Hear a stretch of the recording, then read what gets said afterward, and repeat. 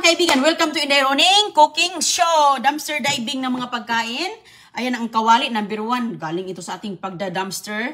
At ang ating mantika, lagyan natin ng mantika. Galing din ito sa ating pagda-dumpster mga kaibigan. Olive oil. Ayan, hanggang ngayon gamit pa rin natin. So pahinaan lang natin ang ating kawali dyan. At syempre, mayroong pa cheese ang basurahan ngayon. Kaya lagyan natin ng cheese. Ito yung mapapasarap. Itlog, grabe, libre ng itlog, oh, sus ko. Libre na talaga. So ngayon, at mayroon tayong mga kumpletong sangkap dito. Ang mga sangkap natin ay galing talaga sa ating pangunguha. Ayan po mga kaibigan, mabilisang luto lang ito. Kumusta sa inyong lahat? Sus, napakarami talagang nakuha natin ay. Ayan, masarap itong klaseng sibuyas. Oh, sus, ang dami kong pinamimigay ng mga sibuyas, mga kaibigan. Ayan, mga bagbag na sibuyas. Kaya talagang, lagay ko na yan doon. Ayan, while nag-ano yun.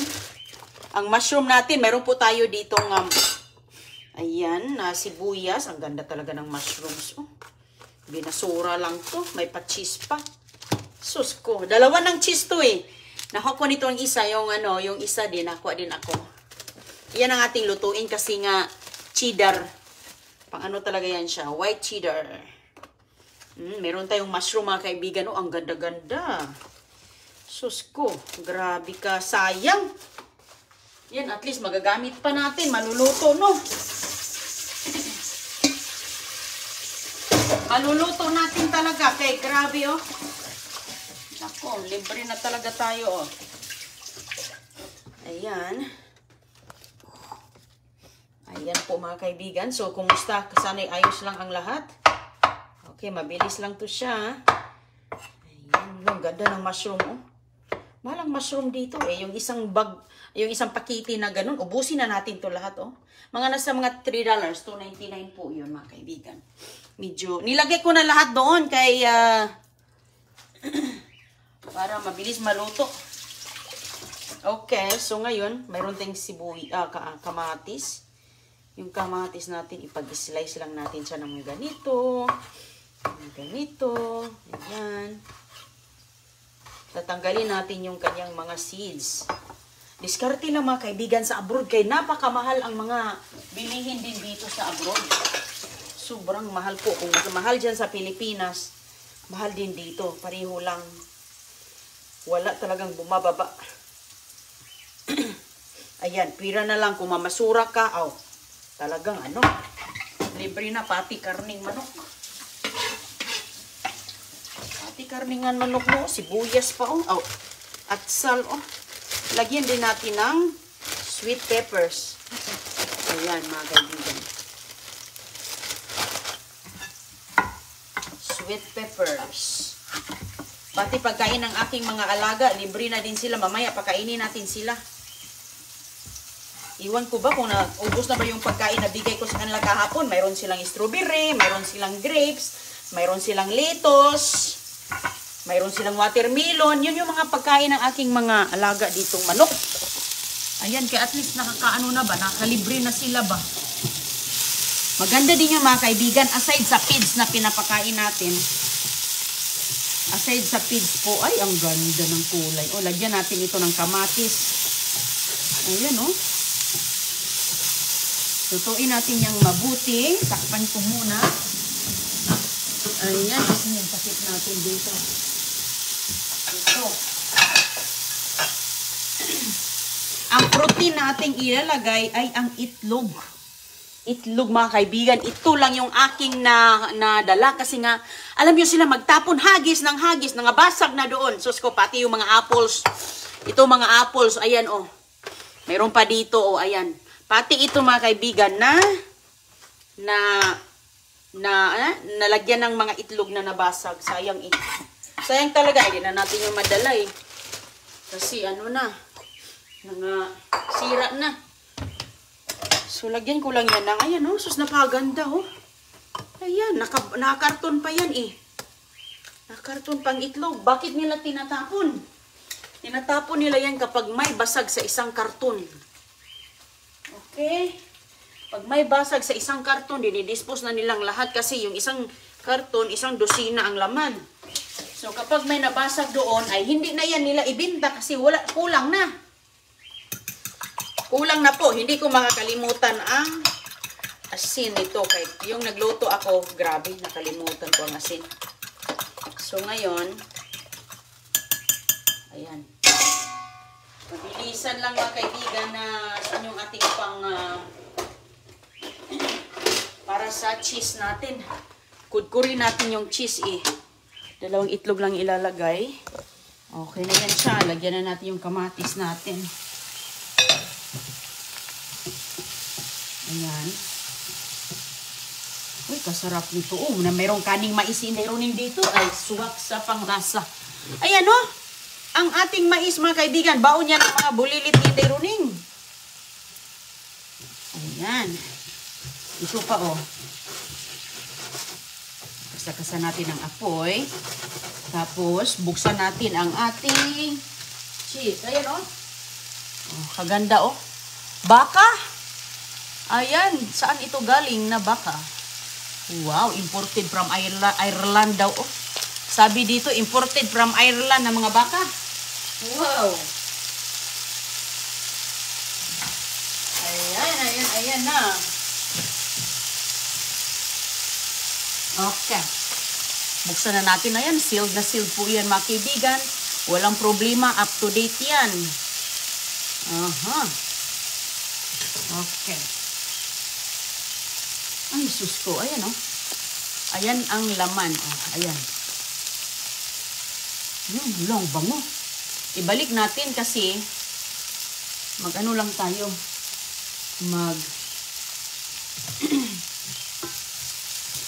Kudkurin lang natin yung tamang-tama sa atin. Okay, hala, asin. Okay. Nailagay ko na. Sige lang, ilagay natin sa ibabaw ang asin. Pero may cheese naman, so okay lang. Peppers. Okay. Ayan, paminta. Kain tayo kaya nagutom na talaga ang basurira. Uy! Sus ko. Magluto pa tayo ng saging mamaya. Ayan, nagtsaa lang kasi ako. Kapag umaga kasi, nagtsaa lang tayo. Takpan muna natin to. Ay, lagyan mo natin ang cheese para mag-melt sabay silang tutunaw. Ayan mga kaibigan, no? Ganun lang po, oh. Sus ko, di. Hindi ako bumibili ng cheese. Uy, kay marami ako makukuha sa basura. Kada basura ko may cheese. Yung ibang cheese nilalagay na sa ano? Nilalagay na sa salad. Ay, oh, damihan natin kay masarap. Masarap to. Ayan, oh. Grabe, imported. Oh, sus ko, alam nyo? Yung mga pinangarap kong mga pagkain na gusto kong makain nung bata pa ako. Ay, nako. Sabi ko, grabe naman to. Andito lang pala sa basura makikita yung mga to. Ayan. Lalo na itong cheese. Oh, hindi ko man kilala itong cheese kung hindi ako bumunta sa Amerika. Kaya sa amin, kahit dyan sa probinsya, hindi man kami makabili ng Eden cheese. Mahal man. O, diba? Ganun lang mga kaibigan. So, takpan natin siya. Pahinaan lang natin ang apoy. Mahina lang yan. Tapos, maghukad na. Okay. Grabe ang ating. Balik natin yan sa rep maya-maya. Kailangan ko pa. Gusto ko pa dagdagan sa labas niyan. Dagdagan, lagyan natin sa labas dito ba? Oh. Tapos, kain na tayo. Pwede na yan kahit walang kanin. Kahit walang kanin mga kaibigan, pwede na yan. Kaya maraming gulay. Pero tayo, hindi pwedeng walang kanin. Okay. Pero minsan, yun lang din kinakain ko. Tingnan nyo, oh, nagmi-melt na siya. Oh. Wow. Uy. Ayan, nagmi-melt na ang ating cheese. Wow. Aha. Ayan. Baliktarin lang natin yan. Takpan ko muna. Kunti pa, kunti. Kunti na lang. At saka ngayon, tunaw na siya. So, yatin tong itatago. Tatago na natin kasi hindi na nasobrahan na po. Marami na. O, yung mga ganito, ginagamit na to. Hinuhugasan ko yan. Tinatago natin kay mahal ang Ziploc. So far, wala pa akong nakitang Ziploc na ganito kalaki sa basurahan. Limited lang. Ito yung medyo mahirap-hirap. Minsan, yung maliit lang. Hindi yung malakihang Ziploc na plastic ba. So, ngayon, magluluto si Inday Roning ng sandamakmak na saging. Dahil mamaya, magkainan tayo. Lagyan natin ito ng bagoong. Ayan.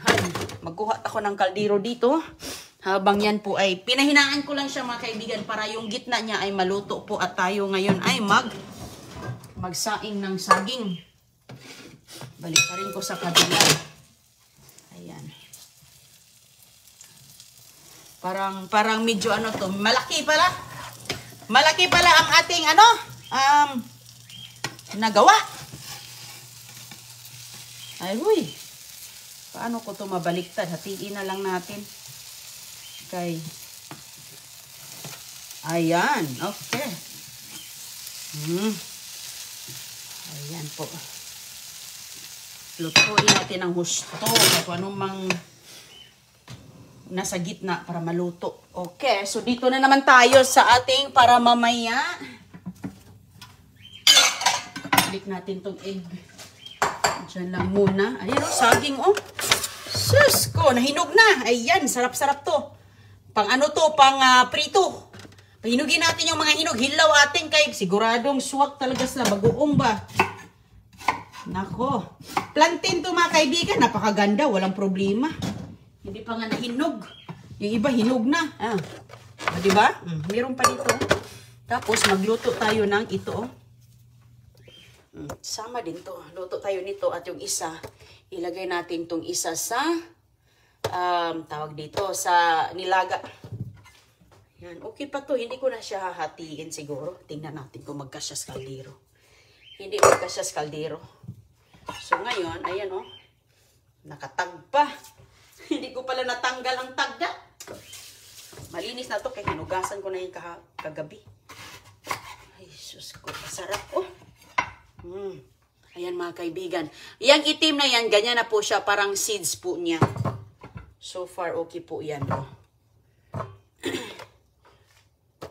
Hatiin ko rin ito para mabilis maluto. Kung ka po, nagnilaga, masarap yan sa nilaga. Ipailalim natin to kay medyo, ayan. Pakuluan lang natin hanggang maluto. Ito ang ating merienda mamaya. Pwede na ito. Ito yung kinakain ko. Bata pa ako. Baon sa eskwela. Pagtatawanan lang tayo. Kasi nga, ang baon, saging, kamuting kahoy, mga lagutmon. Sus ko. Grabe talaga. Pero dyan talaga tayo natutong tumayo sa sariling paa natin. Kaya nakaka-proud talaga sa sarili natin dahil dito sa saging, mga kamote, lumagi tayong maayos mga kaibigan. Ayan, sipag ng taga. Bukid. Ayan guys, bukid. Okay. So, luto na to. Meron din ako ditong tsaan ng ampalaya. Okay. At least paano, mayroon tayong tsaa. Ayan ang itsura oh. Hindi natin nalagyan. Halaka, kabungga ba nito? Para man itong pang-restaurant da. Pang-restaurant. Wow, kasarap. Init. Ayan, siguradong na-melt na yan sa gitna. So, habang tayo dito ay nagluluto niyan, sus ko mga kaibigan, sayang aning mga pagkain dito. Daming nasasayang ng mga pagkain dito dahil yan nga, mga inilispat sa mani. Ayan, okay. Ayan po, oh. Ang mushroom natin, hala. Wow. Ayan ang itsura niya, oh. Yan yung pagkain dito sa, Amerikano. Ganyan, omelet, may cheese pa sa gitna. Hindi ko na dinagdagan kasi nga, kaya pala siya natunaw kay medyo marami-rami. Hindi na sila dumidikit sa isa't isa. Ibalik lang muna natin to. Ayan. Kaya para yung cheese na ilagay na natin dito. Ayan, kasi para sa susunod, ang dami nating swerte kahapon sa ating pagbasura. Uy, isa na itong itlog, tingnan mo. Sold na talaga ang isang kain. Nagbaon si Don Julio doon kasi doon siya kumakain minsan pag almusal. Doon siya kumakain sa school ng almusal. Ayan, nagluto ako ng egg. Ano lang po yung hard-boiled egg para hindi mahirapan yung mga guro doon. Hindi mag-messy ba. So, tatakpan natin yan. Ayan, pinaramihan ko ng tubig, mga kaibigan, para mabilis maluto. Kasi itong kaldero kung maliit na kasi may mga butas pang ano kasi ito pang good for pasta Hindi man ito akin, galing yan sa amo ko. Yung mga gamit kong mga ganito sa amo ko.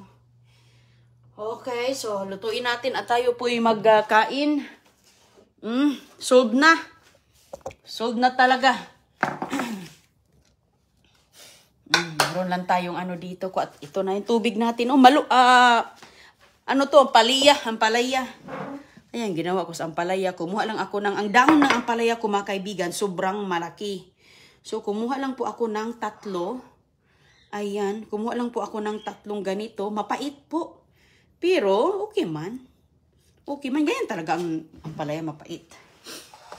Okay, so ayan yung pangkape ko. Pag umaga kasi habang nagluluto ako para sa mga bulilit, nagkakape din ako. Pero ito yung gamit ko. Kung hindi mangustin, kung hindi guyabano, kung hindi karabok, ito dahon ng ampalaya. Kasi ang lapad ng dahon ng ampalaya ko, marami-rami na. Matanda na nga itong dahon na to, hindi na bata Magkain tayo, ayan. Proudly present dumpster diving ng mga ulam natin.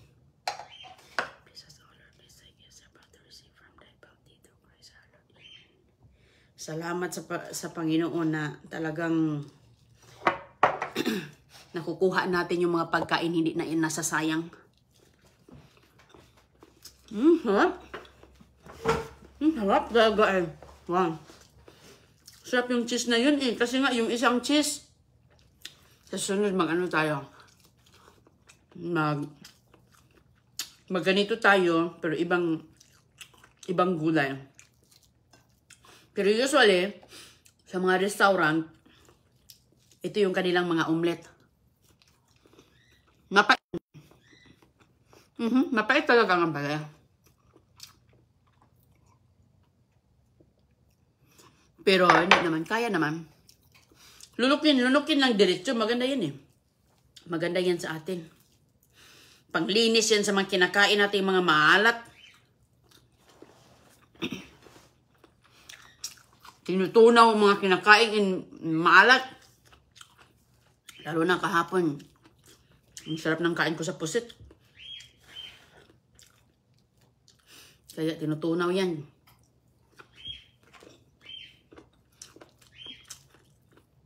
Ayan, Mahilig sa gulay. Ayan. Kung mahilig ka sa gulay, maganda ganituhin yung 2 itlog mo. Marami na. Ito mga kaibigan, makaulam na ito ng siguro kung 3 bata na. Malaki to Dahil maraming gulay. Ayan, kumusta po sa inyong lahat dyan? Sana'y ayos lang kayo Magandang gabi. Hello Barbs Montenegro. Salamat. Kumusta po? Ayan. Pag-follow si Barbs Montenegro. Hala, kaliwa ang damit. Kaliwa man daw gamit. Kaliwa. Kaliwiti talaga ako. Kaliwiti ako. Mabuti, di po kayo tumataba dyan. Daming pagkain. Kasi ma'am, gulay man ito ma'am. Alam mo ma'am, maraming cake. Maraming cake kahapon. Cheesecake. Mayroong parang brulee na nasa glass po. Doon. Binigay ko sa babae. Binigay ko sa kanya. Mayroong kasing masura din siya. Naabutan niya ako doon na nangalkal. Yun, binigay ko sa kanya kaya minsan lang kami kumakain ng cake. Pero yung cookies, andun sa repa, mga bulilit. Sa freezer. Gustong-gusto niya eh. Ang ganda pa ng ano yung cake. Cheesecake. Tapos may mga chocolate pa yung ano. Sabi ko, dalhin mo yan. Kung hindi niya dalhin ko. Kasi maibibigay ko rin naman eh. Dinala man niya. Kung ano yung ayaw niya, dinadala ko.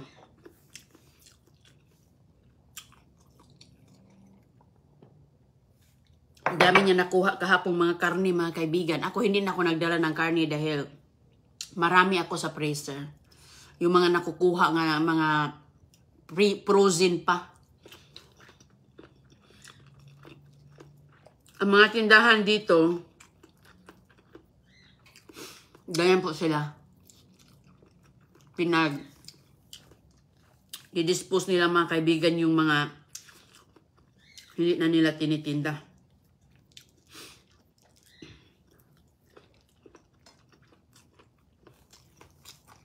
Mayroon din yung masura doon na isa ding lalaki.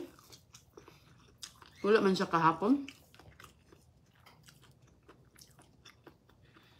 Kasi, nako, grocery ka dito ng $50, napakaliit lang mabili mo. Siguro, 4 na piraso lang na mga pang-grocery. Oo, pati kay Zil Navarro. Meron kahapon, ma'am. Pizza nga, yung malaking pizza nga yung nakukuha ko nung nakaraan. Napakalaki, nasira lang yung box, pero naka-plastic pa. Yung binibinta nilang pizza, ano yun, extra large yun. Naku, napakalaki. Gustong-gusto ni Chris. Gustong-gusto ni Chris yung malaking ano.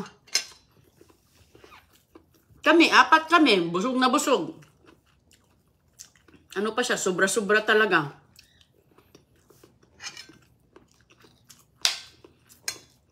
May kunting punit lang yung box niya. Wala na, tinapon na nila yan. Magamyan yan, libre na gastos, Lydia. Hindi na ako bumibili sa tindahan. Ang binibili ko, tubig na lang. Tubig at saka gatas ni CJ. Yung mga sibuyas, kamates, di ba, pang-araw-araw natin yung ginagamit, lalo na magginisa ka, magtinola. Hindi na.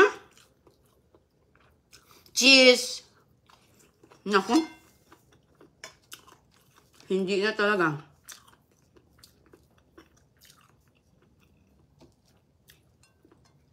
Kasi sa sobrang ano ba, dami. Sayang din mga kaibigan. Kasi itatapon na nila yan. Pag hindi mo kukunin, hindi kayo magandang magtapon. Ay, grabe. Nung bata pa kami, sus ko. Hindi kami ganyan. Pinalaki kaming ni isang pirasong kanin, walang matitira sa plato. Kasi ang hirap ng trabaho sa bukid. Araw, ulan, init, sus ko. Kaya, ganoon kami, simot talaga pati plato. Sus, yung meron akong tiyahin na grabe talaga, napaka ano talaga siya sa amin, lalo na sa pagkain, napaka-stricto. Napaka-strict niya. Lalo na sa pagkain, sus, grabe talaga. Pero natuto din kami. Doon kami natuto mga kaibigan. Hindi kami nagsisisi sa aming mga dinaanan sa buhay na grabe ang hirap namin, pero ang importante ay natuto kami. Natuto kami, naging responsable kami sa buhay. At saka maganda ang dulot po sa pagdidisiplina sa amin kahit ano na kami, kahit grade 4 kami, hindi pa kami marunong magsulat, Hindi pa kami marunong magbasa. Pero sobrang tiyaga talaga yung mga guro namin sa bukid. Pero ang layo-layo ng school namin, mga kaibigan, noon. Sus, grade 3 ako. Grabe, ang layo-layo talaga. Pero, kahit pa paano, talagang nakaraos talaga. At saka,